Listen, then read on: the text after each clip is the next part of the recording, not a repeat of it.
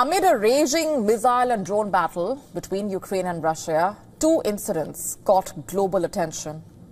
A plane crash in Kazakhstan and the sinking of a Russian cargo ship off the Spanish coast.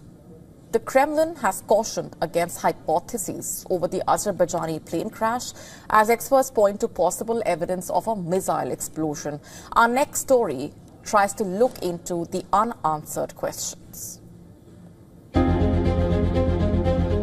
Two big incidents in the last 3 days. An Azerbaijan airplane crash that happened in Kazakhstan and the sinking of a Russian cargo ship in international waters of Spain that have caught global attention and have created headlines. These have now sparked several conspiracy theories and claims about the plane being shot down and the ship being targeted in a terrorist attack. On Wednesday, an airplane of Azerbaijan Airlines crashed in Kazakhstan, killing 38 people. While out of the 67 people on board the Embraer 190 aircraft, 29 survived. Initially, it was suggested that the crash was caused by a collision with birds. But soon after, conspiracy theories were rife that the plane was in fact shot down, as the images and footage of the plane's fuselage showed holes resembling shrapnel or bullet marks, casting doubt on the original explanation that a bird flock hit the plane, leading to the crash. Now, the sabotage theories also claim that the plane could have been shot down amid the ongoing war between Russia and Ukraine, as the conflict zone is not very far from the site of the crash. Some reports, in fact, also claim, suggesting to back the conspiracy theory, that the pilots sent a distress call around the time Russian air defense was responding to a Ukrainian drone attack. Now, Azerbaijan Airlines flight J28243 was traveling from the Azerbaijani capital Baku to Grozny in the Russian region of Chechnya before it made an emergency landing approximately 3 kilometers from Aktau. The flight had flown hundreds of kilometers off its scheduled route to crash on the opposite shore of the Caspian Sea.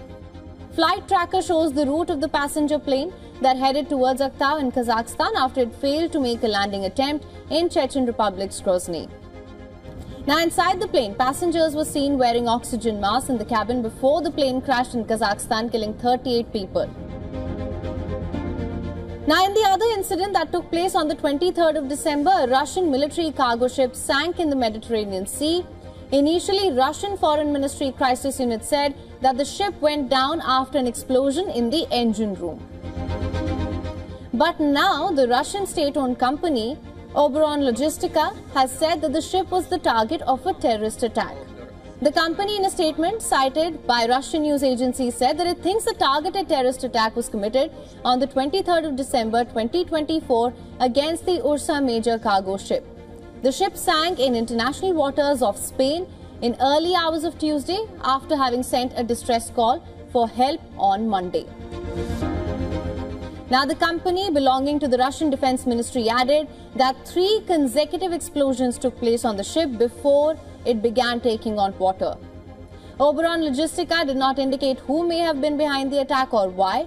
It also did not say what evidence it had to conclude that this was a terrorist attack that sank the ship. 20 years ago, an earthquake of 9.1 magnitude erupted below the seabed in the Indian Ocean region, leaving an indelible scar on the neighboring countries of Thailand, Indonesia, India and Sri Lanka. One of the worst affected countries was Indonesia, that accounted for more than half of the 230,000 dead from the disaster. To commemorate the 20th anniversary of this deadly disaster, hundreds of survivors gathered in various parts of Aceh. A memorial service was also held in the front yard of the Grand Betul Rahman Mosque, where hundreds sat in silence for 3 minutes in remembrance of the tsunami before praying together. I am a tsunami survivor. I lost my mother in Meolabo, but the mass graveyard in Meolabo is quite far from the city. We don't know if my mother, brother and sister were buried, but I believe they were, and wherever their bodies are, my prayers will reach them. In fact, India was also one of the badly affected countries, losing over 16,000 lives. Over 700,000 people were displaced. Hundreds of thousands of buildings and homes were damaged. or destroyed as enormous waves smashed into the coast. Locals, including the fishermen communities, paid tributes to the victims in Tamil Nadu by lighting candles. People in Chennai made offerings and prayed for the victims who died in the disaster. In Thailand, over half of 5,000 civilians lost their lives at a beach resort. 2 decades later, hundreds visited a tsunami memorial wall near Ban Nam Khem village, where the ceremony was held to pay their respects to lost loved ones. I feel that the waves took my daughter away. I was so mad at it. I cannot bring myself near it and not even have my feet in the sand. I wouldn't come around here if necessary. Never. The sea took my daughter from me. One of the worst natural disasters in human history left over 1 million people homeless. The disaster triggered unprecedented international response with an estimated over $13 billion official aid and private donations pledged for recovery in all the affected countries. In this day and age, how safe are you from cyber attacks? And while you chew on that, let me ask you this. When you book a flight, how frustrating is it for the flight to get cancelled? Very, right?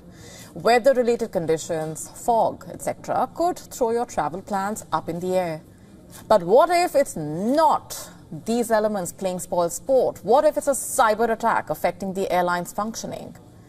That's exactly what happened today. Japan Airlines on Thursday reported a cyber attack. According to the public broadcaster NHK, problems with the airline's baggage check-in system had delayed more than a dozen flights at several Japanese airports. But thankfully, there were no mass cancellations or major disruption.